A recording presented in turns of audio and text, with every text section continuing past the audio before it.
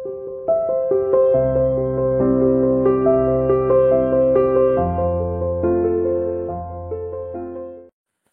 students, how are you? Welcome to the online classes by Sian International School. Our last lecture जो था हमारा class 11 था, वो chapter number 5 पर या फिर हम बोल सकते हैं सिस्टम ऑफ पार्टिकल्स पर था। अब हमारा जो नया चैप्टर है ना, आज हम नया चैप्टर स्टार्ट करने वाले। इस चैप्टर का नाम क्या था? ग्रेविटेशन है बेटा। ठीक है, जो जो कंटेंट इसमें आज हम पढ़ने वाले हैं, ठीक है, हम लोग ये मान के चल रहे हैं कि आप लोगों को ग्रेविटेशन की जो बेसिक नॉलेज है 9th-10th में गिवन है, आपको पता होगी। ठीक है, इसके बेसिस पर मैं आगे आपको फर्दर स्टडी कराऊंगा। ठीक है, ओवरऑल सारी बातें हम वो पढ़ लेंगे जो हमने 9th में पढ़ी थी, but still you have to know something about gravitation की ग्रेविटेशन होता क्या है और उसके क्या क्या कंटेंट्स हैं, उनसे रिलेटेड क्या क्या चीजें हैं, वो आपको पहले से पता होनी चाहिए। ठीक है बेटा, सबसे पहले हम पढ़ेंगे, देखो क्या क्या डिफरेंस होता है ग्रेविटेशन में और ग्रेविटी में, है ना। ये टर्म आपने बहुत बार सुनी होगी, ग्रेविटेशन। कई बार हम ग्रेविटेशनल बोल देते हैं और कई बार हम ग्रेविटी बोल देते हैं। इन दोनों टर्म में कुछ ना कुछ डिफरेंस है। ठीक है, उसके बाद हम बात करेंगे एक्सेलरेशन ड्यू टू ग्रेविटी की, जो कि न्यूटन लॉ से लिंक करके हम समझाएंगे आपको एक्सेलरेशन ड्यू टू ग्रेविटी होती क्या है, किन किन चीजों पर डिपेंड करती है और क्या इसकी वैल्यू होती है। ठीक है, उसके बाद तीसरा हम बात करेंगे वेट ऑफ बॉडी, किसी भी बॉडी का वेट और उसके मास, ना मास और वेट आपने पढ़ा होगा या थोड़ा बहुत आपको आइडिया भी होगा उसके बारे में। उसके बाद हम जो बेसिक हमारा कंसेप्ट है वो है न्यूटन्स लॉ ऑफ मोशन, या फिर बोल सकते हैं न्यूटन्स लॉ ऑफ ग्रेविटेशन। तो न्यूटन्स ने क्या ग्रेविटेशन में स्टडी किया, क्या उसने ग्रेविटेशन का लॉ बनाया, एक फॉर्मूला जो आपने पहले भी पढ़ा होगा, F=g(m1m2) डिवाइड बाय r²। सब यही डिस्कस करने वाले। ठीक है, उसमें जो जी है उस जी को हम यूनिवर्सल ग्रेविटेशनल कांस्टेंट बोल देते हैं। वो यू जी की वैल्यू वहां पर आएगी और उसकी यूनिट क्या होती है, उसका डायमेंशन फॉर्मूला क्या होता है, क्या उसकी सी जैसी यूनिट होती है, क्या उसकी एम की ऐसी यूनिट होती है, वो डिस्कस हम करेंगे इसमें। ठीक है, उसके बाद हम देखो वेक्टर्स लो के जो है वेक्टर फॉर्म पढ़ेंगे ग्रेविटेशन की। देखो जिनमें से जरूरी नहीं सारे आर्टिकल आज ही कंप्लीट हो जाए, जितने आर्टिकल कंप्लीट हो जाएंगे ठीक है, नेक्स्ट वीडियो के अंदर आपको फर्दर जो बचे हुए आर्टिकल्स हैं वो करवाएंगे। ठीक है, वेक्टर फॉर्म के बारे में पढ़ेंगे। जो वेक्टर फॉर्म बहुत इंपॉर्टेंट है, वेक्टर फॉर्म से ही आपके न्यूमेरिकल्स जो है वेक्टर फॉर्म में ही मिलेंगे आपको। तो वेक्टर फॉर्म की हेल्प से आप न्यूमेरिकल सोल्व कर पाओगे। उसके बाद कुछ जनरल फीचर्स हैं ग्रेविटेशनल फोर्स की। ग्रेविटेशनल फोर्स हमेशा अट्रैक्टिव होता है, इस टाइप के कई फीचर्स हैं, वो फीचर्स डिस्कस करेंगे कौन कौन से फीचर्स हैं। आफ्टर द लास्ट आर्टिकल हो सकता है इसका कि प्रिंसिपल ऑफ सुपरपोजिशन, बहुत सारे चार्जेस, बहुत सारे फोर्सेस, बहुत सारे पार्टिकल के बीच में फोर्स कैलकुलेट करना। ठीक है, तो सबसे पहले हम बात करते हैं ग्रेविटेशन और ग्रेविटी। देखो आपको पता है ग्रेविटेशनल फोर्स जो होता है वो इस दुनिया के हर एक ऑब्जेक्ट के बीच में होता है। ठीक है, इस दुनिया में जितने भी ऑब्जेक्ट प्रेजेंट है आसपास में, हमारे चारों तरफ जितने भी ऑब्जेक्ट प्रेजेंट है, कोई टेबल पेन है ना, कुर्सी चौक डस्टर में, तुम सब, एवरीथिंग इन दिस यूनिवर्स, सब एक दूसरे को अट्रैक्ट करते हैं एक फोर्स से। उसी फोर्स का नाम क्या रखा है हमने?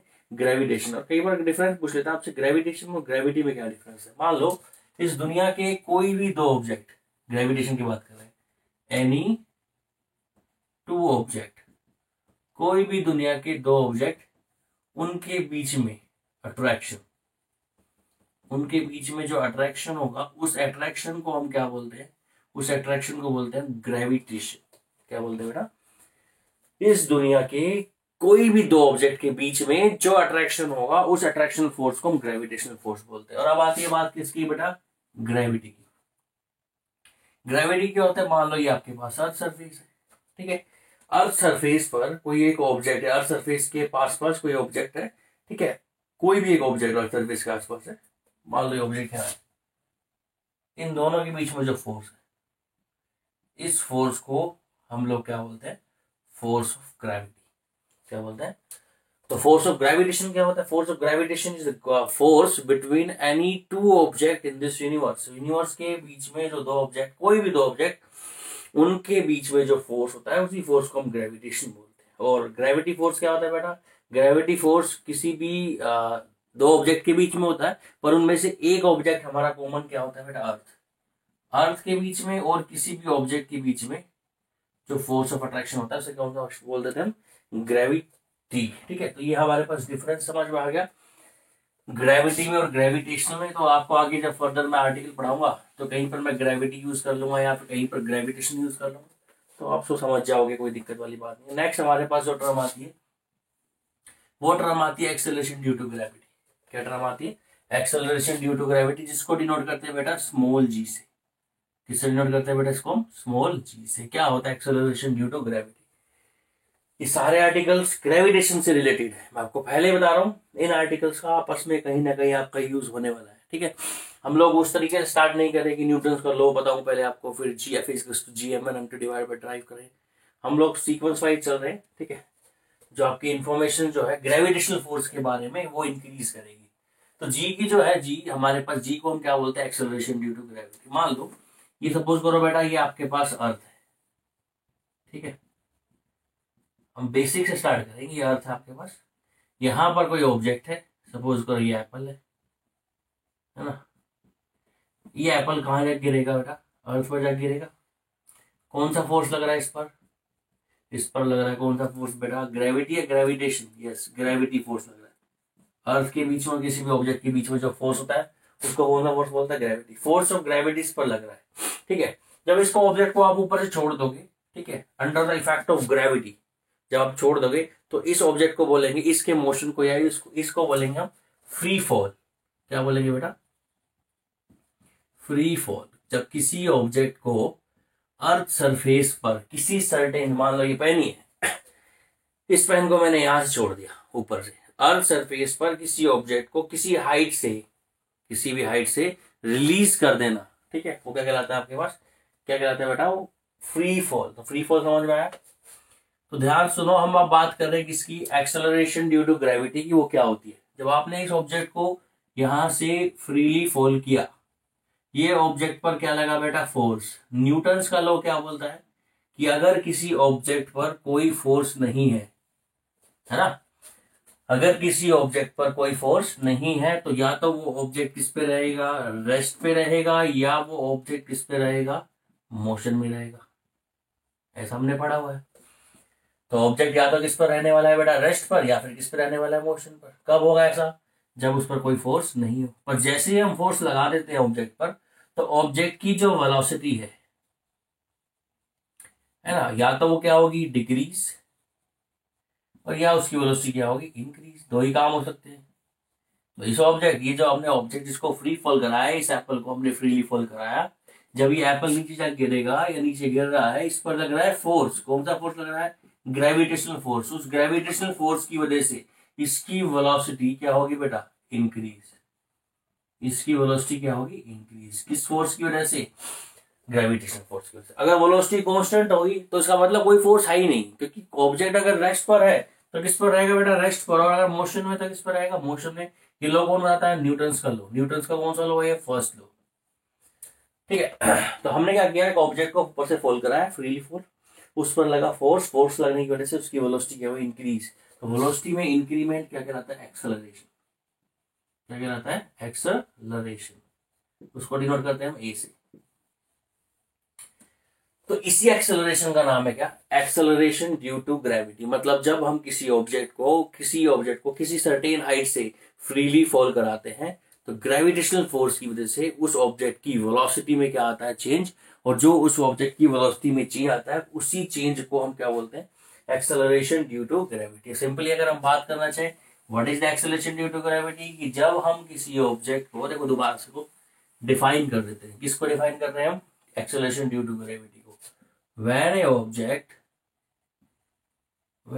object fall freely, है ना, from a certain height, then the acceleration come in that object, क्या बोलेंगे उसको हम, called acceleration due to gravity. समझ आया नहीं बेटा। अब जो हम एक्सेलरेशन ड्यू टू ग्रेविटी की बात करें, एक्सेलरेशन ड्यू टू ग्रेविटी, देखो ये आगे हम इसको डिस्कस करने भी वाले हैं। ये जो एक्सेलरेशन ड्यू टू ग्रेविटी, इसकी वैल्यू कांस्टेंट होती है हमेशा, और वो होती है 9.8 मीटर पर सेकेंड स्क्वायर। एक्सेलरेशन की यूनिट क्या होती है, मीटर पर सेकेंड स्क्वायर।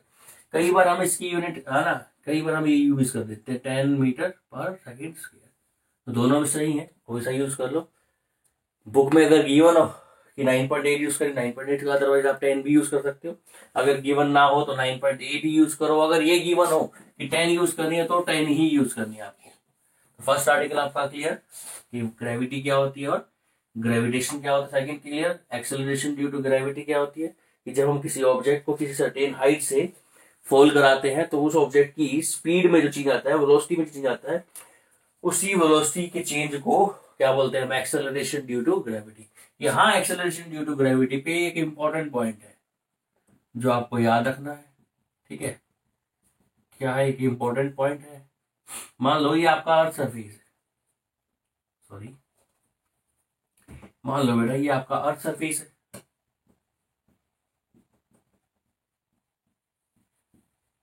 ठीक है, अर्थ सरफेस, और इसके अराउंड जो मीडियम है उसको वैक्यूम ले लिया हमने। ये जो पॉइंट मैं बता रहा हूँ ये कहाँ पर एप्लीकेबल है, जब मीडियम आपका कौन सा हो, जब कोई भी मीडियम ना हो, क्या हो बेटा, वैक्यूम हो। तो आप लोगों ने वैक्यूम ले लिया, वैक्यूम लेने के बाद आपने यहाँ पर एक ऑब्जेक्ट लिया जिस ऑब्जेक्ट का मास है 2 किलोग्राम। कितनी हाइट पे ले लिया बेटा, मान लो ऑब्जेक्ट को ले लिया आपने 10 मीटर या 100 मीटर हाइट पे ले लिया, चलो मेजरेबल ले लेते, 100 मीटर हाइट पर ऐसे ही एक ऑब्जेक्ट ले लिया, इसका मास है मान लो 8000 किलोग्राम, ठीक है। इसको भी कितनी हाइट पे लिया आपने, सेम, कितनी हाइट पर बेटा, 100 मीटर। वैक्यूम है, मीडियम में नहीं है, हवा में नहीं है, एयर में नहीं है, कोई और मीडियम नहीं है। दोनों ऑब्जेक्ट को आपने छोड़ दिया, दोनों ऑब्जेक्ट कहाँ पहुंचेंगे, ग्राउंड पर, ठीक है। दिमाग ये कहता होगा कि 2 किलोग्राम वाला ऑब्जेक्ट जो है पहले पहुंच जाएगा या 8000 वाला पहले पहुंचेगा। माइंड कहेगा कि 8000 वाला ऑब्जेक्ट जो है, 8000 किलोग्राम वाला ऑब्जेक्ट है, जैसे एक ट्रक है और एक साइकिल है, दोनों को एक सेम हाइट छोड़ दो तो दोनों के दोनों ग्राउंड पर सेम टाइम पर पहुंचेंगे।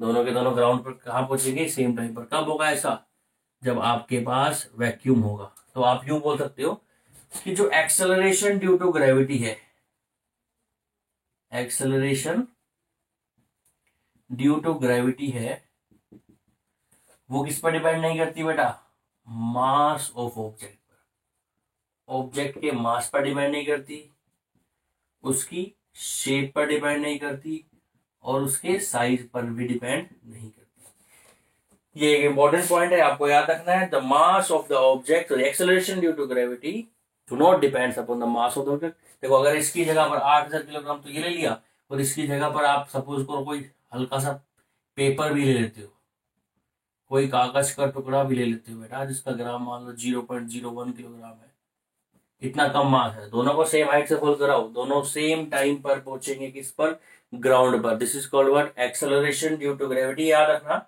Acceleration due to gravity do not depends upon the mass of a object. YouTube पर सर्च करना, यूट्यूब पर बेटा एक एक्सपेरिमेंट है जहां पर एक पंखा है, पंखा नहीं, पंख है, एक पंख को और एक बॉल को, हैवी मास बॉल को, दोनों को सेम हाइट से गिरा है।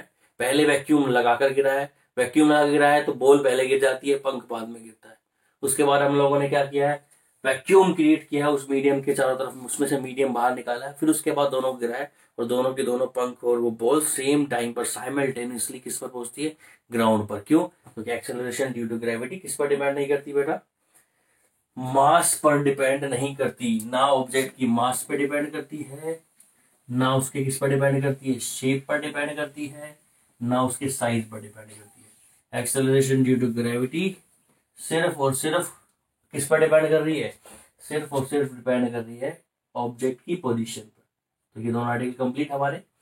नेक्स्ट हम बात करते हैं वेट ऑफ ऑब्जेक्ट। मान लो एक ऑब्जेक्ट है, सॉरी ये हमारा अर्थ सरफेस है,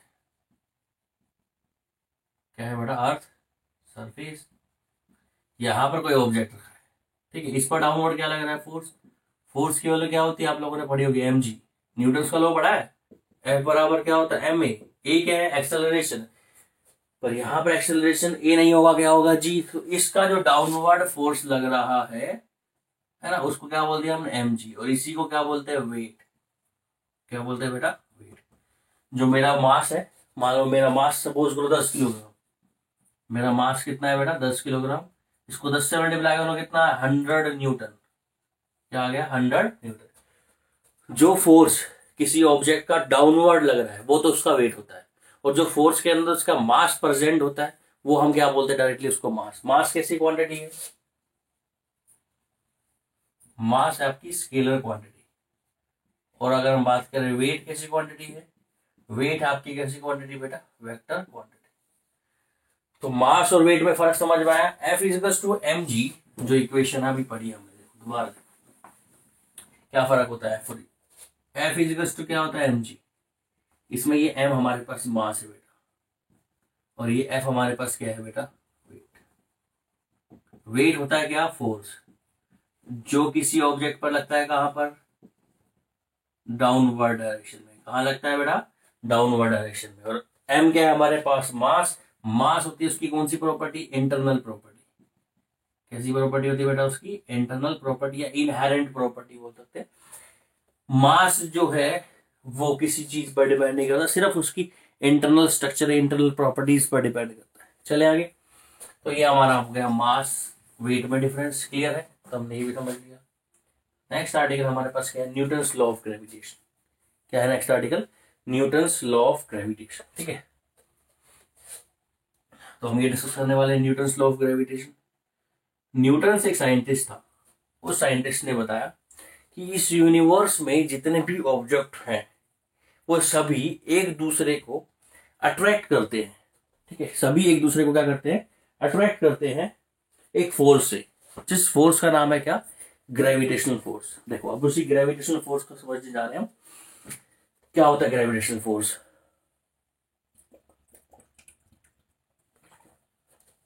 चलिए आगे। मान लो ये एक ऑब्जेक्ट ले लिया हमने, इस ऑब्जेक्ट का मास ले लिया m1, एक ये ऑब्जेक्ट ले लिया, इसका मास कितना ले लिया m2, दोनों का मास आपको गिवन है, और दोनों के बीच की जो डिस्टेंस है उस डिस्टेंस को बेटा हमने बोल दिया r। क्या बोल दिया, डिस्टेंस को हमने r बोल दिया, ठीक है। तो न्यूटन ने एक एक्सपेरिमेंट किया है ना, एक्सपेरिमेंट से इन्होंने इन दोनों के बीच में फोर्स को कैलकुलेट किया मैथमेटिकली, क्योंकि हर ऑब्जेक्ट के बीच में ग्रेविटेशनल फोर्स था, उसको कैलकुलेट करना जरूरी था। और जिस डिवाइस से इन लोगों ने ये कैलकुलेशन की उसका नाम है टोरिजन बैलेंस। क्या नाम है उसका, टोरिजन बैलेंस।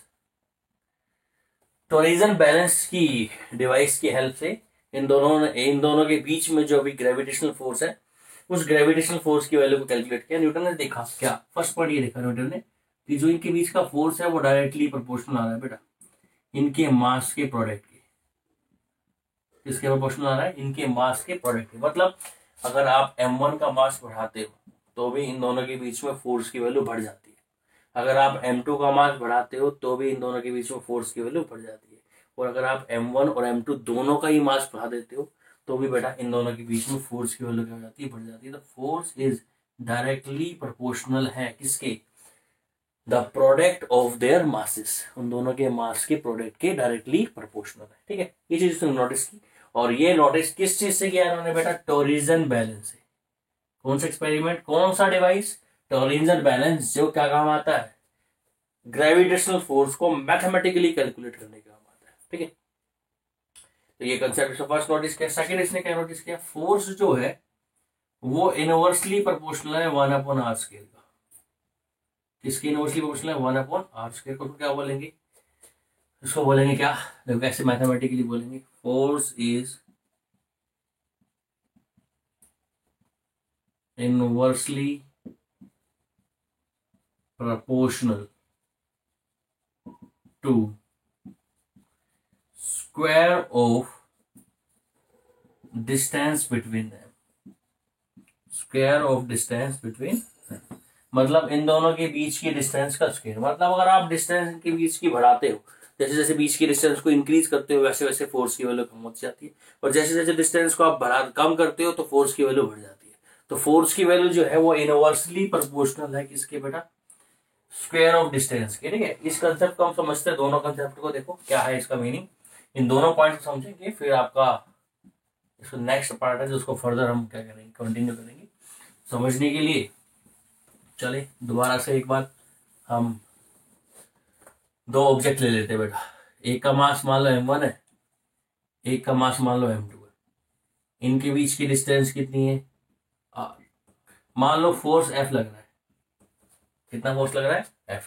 अब आप m1 को डबल कर दो, m1 को कर दिया हमने 2m1 कर दिया, ठीक है। और ये डिस्टेंस कितनी है आपके पास m2, डिस्टेंस वही सेम कितनी है r।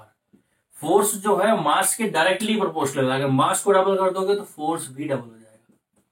कितना हो जाएगा फोर्स 2f। अगर आप इसको भी बढ़ा देते हो, इसको भी 2m कर देते हो तो 2 2 जा कितना हो जाएगा फोर्स 4 टाइम्स। क्लियर है। तो फोर्स जो है वो मास के क्या है डायरेक्टली प्रोपोर्शनल। तो फोर्स डायरेक्टली प्रोपोर्शनल हो गया किसके मास की m1 m2 की। दूसरा पॉइंट क्या नोटिस किया इसने, फोर्स जो है वो इनवर्सली प्रोपोर्शनल है तो स्क्वायर ऑफ डिस्टेंस। इसका देखो ये कंसेप्ट समझना जरूरी है। इसी को अगर हम फर्दर कंटिन्यू करें, ये दोनों ऑब्जेक्ट हैं, दोनों का मास, एक का मास m1 एक का मास m2 है, इनके बीच की डिस्टेंस r है, फोर्स कितना इनके बीच में लग रहा है f। अगर डिस्टेंस को हाफ कर दे, ये m1 और ये m2, अब डिस्टेंस को हाफ कर दिया बेटा r/2, तो ऑब्वियसली बात है डिस्टेंस कम करेंगे तो फोर्स बढ़ेगा, और फोर्स बढ़ेगा इस डिस्टेंस के स्क्वायर पर। ये आपने डिस्टेंस हाफ की दी तो फोर्स बढ़ गया 4 टाइम्स। अगर आप डिस्टेंस कितना कर दो 1/3 कर दो, मतलब r/3 कर दो, तो फोर्स की वैल्यू हो जाएगी कितनी बेटा 9f। कहने का मतलब ये कि अगर डिस्टेंस r थी तो आपके पास फोर्स था f, डिस्टेंस आपने r/2 करी, फोर्स हो गया 4f, डिस्टेंस r/3 करो, फोर्स हो जाएगा कितना 9f, डिस्टेंस r/4 करो, फोर्स हो जाएगा कितना बेटा 16f, या डिस्टेंस आप डबल कर दो, फोर्स कितना हो जाएगा हाफ, नहीं फोर्स हो जाएगा 4 टाइम्स कम। डिस्टेंस को 3 गुना बढ़ा दो तो फोर्स कितने टाइम कम हो जाएगा 9 टाइम्स। इसलिए बोला क्या इन्होंने कि फोर्स जो है वो इनवर्सली प्रोपोर्शनल है 1/r²। इसके इनवर्सली प्रोपोर्शनल है 1/r²। क्लियर है। ठीक है, तो यहां से जब दोनों इक्वेशन को कंबाइन करेगा, ये कंबाइन करने के बाद आपके पास एक इक्वेशन बनेगी। ठीक है, वो इक्वेशन देखो क्या बनने वाली है, f इज टू हो गया, f is directly proportional to कितना बेटा m1 m2 अपॉन r²। और जब डायरेक्टली प्रोपोर्शनल के सिंबल को हटाएंगे तो कांस्टेंट आएगा, तो f इज टू कितना हो जाएगा g m1 m2 upon what. इस g को क्या बोलते हैं हम, constant of proportionality. g is called what, constant of proportionality. और इसका नाम क्या है जी का बेटा, इसका नाम है यूनिवर्सल ग्रेविटेशनल कांस्टेंट। क्या नाम है इसका बेटा, यूनिवर्सल ग्रेविटेशनल कांस्टेंट। ठीक है, तो एफ के और जो फॉर्मूला बन गया उस फॉर्मूले की बात वैल्यू क्या हो गया, F is to G m1 m2 upon r²। तो ये हमारे पास न्यूटन्स लॉ ऑफ ग्रेविटेशन का क्या आ गया फॉर्मूला। ठीक है बेटा, आज के लिए हम इतना ही करेंगे। नेक्स्ट वीडियो के अंदर हम लोग यूनिवर्सल ग्रेविटेशनल कांस्टेंट, इसकी डेफिनेशन, इसकी यूनिट, इसकी वेक्टर फॉर्म, ठीक है, और कुछ फर्दर ये 4 आर्टिकल जो 4 पॉइंट बच के इन पर डिस्कस करेंगे। ठीक है बेटा, थैंक यू फॉर अटेंशन।